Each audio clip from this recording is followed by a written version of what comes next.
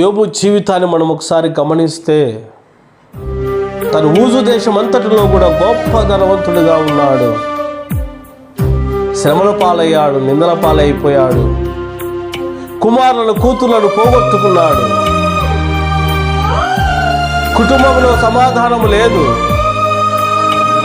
జంతు సంపద, ధనవృద్ధి సమస్తము కూడా పోగొట్టుకున్నాడు, ఆరోగ్యమును పోగొట్టుకున్నాడు, అనారోగ్యముతో ఉన్నాడు, నలుగురు చూసి హేళనలో ఉన్నాడు. వీడే పాపము చేశాడు, ఉన్నట్లుండి కూలిపోయాడు రా వీడు అని చెప్పేసి. వీడెంత దుర్మార్గుడో, మన ఊజు దేశం అందంతటా వీళ్ళలాంటి మనిషి ఎవరూ లేరనుకున్నాము, కానీ వీడేంద్రా ఈ రీతిగా అయిపోయాడు. కుమారులు చనిపోయారు, కుమార్తెలు చనిపోయారు, ఉన్నటువంటి జంతు సంపద, గాడిదలు, ఒంటెలు, గుర్రాలు, గొర్రెలు, మేకలు సమస్తము కూడా చనిపోయాయి. ఉన్నటువంటి రాజభవనాలు తలపించేటువంటి భవనాలు కూలిపోయాయి.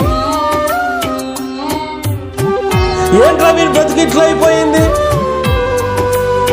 వీరు చూస్తేనే అసహ్యం ఉంది. కారణము వాడికి ఉన్నటువంటి రోగము, కురుపులతో నిండిన రోగాన్ని కలిగి ఉన్నాడు. తల మొదలుకొని అరికాలు వరకు కురుపులతో నిండిపోయి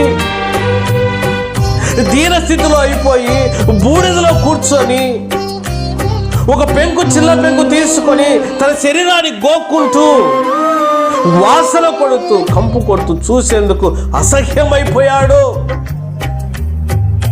ఆ ఊజు దేశం అంతటిలో గొప్పవాడిగా ఉన్న యోబు అందరికంటే దరిద్రమైన స్థితిలోనికి పడిపోయాడు. అంత పడిపోయినా కూడా యోబులో ఏం పోగొట్టుకోలేదో తెలుసునా?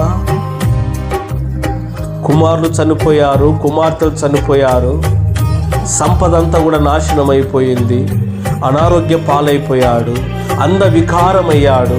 అన్నిటినీ పోగొట్టుకున్నా ఒక్కదాన్ని మాత్రం పోగొట్టుకోలేదు. చూడండి యోబు గ్రంథంలో 2వ అధ్యాయము 9వ వచనం.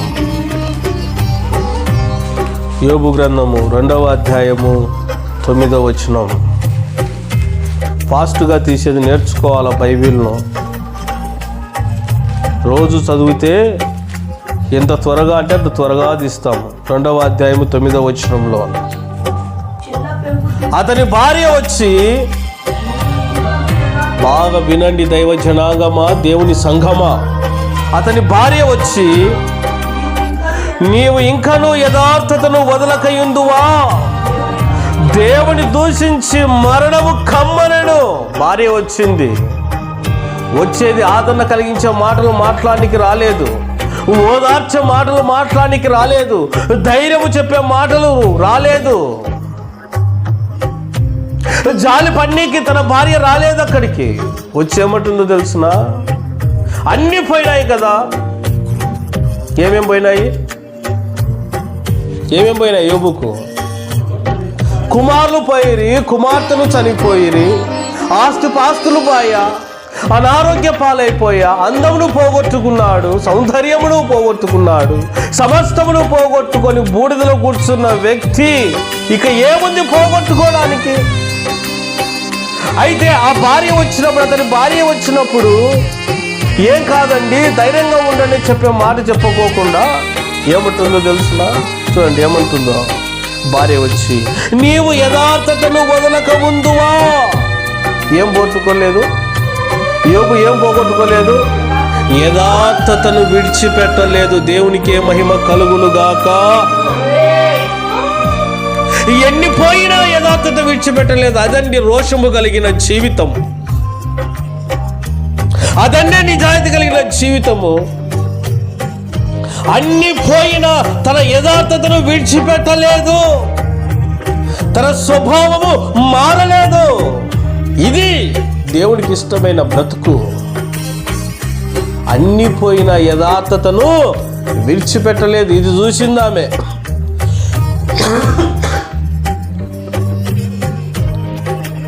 భార్య ఈ విషయాన్ని చూసి, ఇంకా యథార్థతను విడిచిపెట్టుకోకుండా ఉన్నావా? ఇంకా విడిచిపెట్టుకోకుండా ఉన్నావా యథార్థత? ఏం చేయమంటుంది? దేవుని దూషించి మరణము ఆత్మహత్య చేసుకొని చచ్చిపో. ఎంత దుర్మార్గమైన మాట మాట్లాడుతుందో చూడండి.